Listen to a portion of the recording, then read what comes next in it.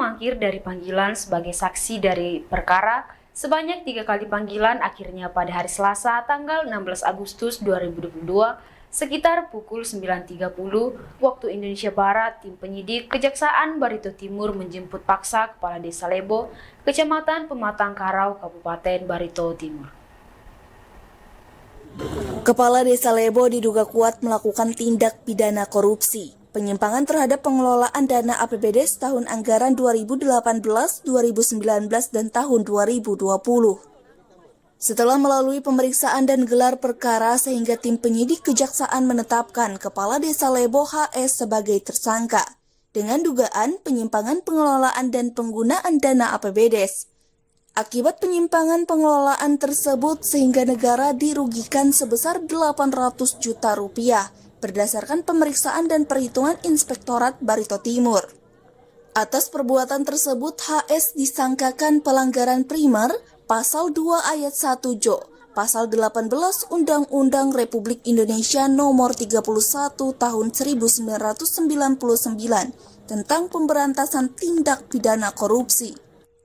Di tempat terpisah, Kepala Kejaksaan Negeri Barito Timur, Daniel Panangan, kepada Jurnal TV mengatakan, membenarkan adanya upaya penjemputan paksa terhadap seorang Kepala Desa Lebo, setelah sebelumnya dilakukan 3 kali pemanggilan. Namun, yang bersangkutan mangkir dipanggil sebagai saksi perkara. Hal tersebut disampaikan usai apel HUT Kemerdekaan Republik Indonesia ke-77 di halaman kantor Bupati Barito Timur. Berikut pernyataan Kepala Kejaksaan Negeri Tamyang Layang Daniel Panangan. Kemarin teman-teman tim penyidik dari Kejaksaan Negeri Barito Timur itu telah melakukan upaya membawa paksa. Jadi bukan penangkapan awalnya ya, ini yang bersangkutan terpaksa dibawa paksa karena yang bersangkutan 3 kali mangkir dari panggilan penyidik.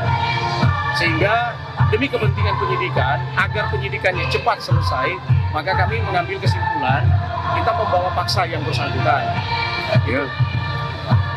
Untuk kita bawa ke Kejaksaan Negeri Barito Timur. Nah kemarin setelah kita bawa paksa, kemudian diperiksa sebagai saksi.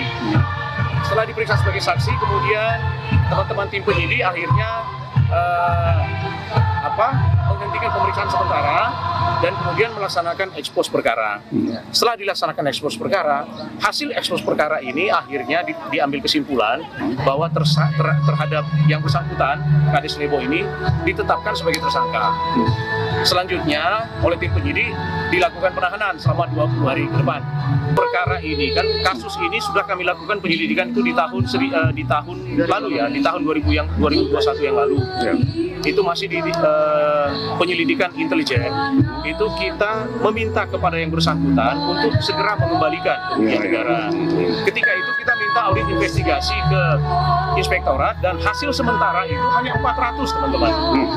Hanya 400. Nah kami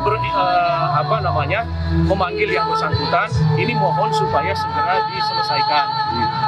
Nah, kami memberi waktu sampai 4 bulan, sampai dengan Januari, dan ternyata sampai dengan Januari juga tidak ada, dan bahkan yang bersangkutan sudah membuat surat pernyataan tidak sanggup untuk mengembalikan. Ada surat pernyataannya, sehingga tidak ada alasan bagi kami untuk meningkatkan ini ke proses selanjutnya, ke proses penyidikan. Nah, dimulailah di tahun 2022 ini penyidikannya. Dari Barito Timur, Haji Suryansyah melaporkan.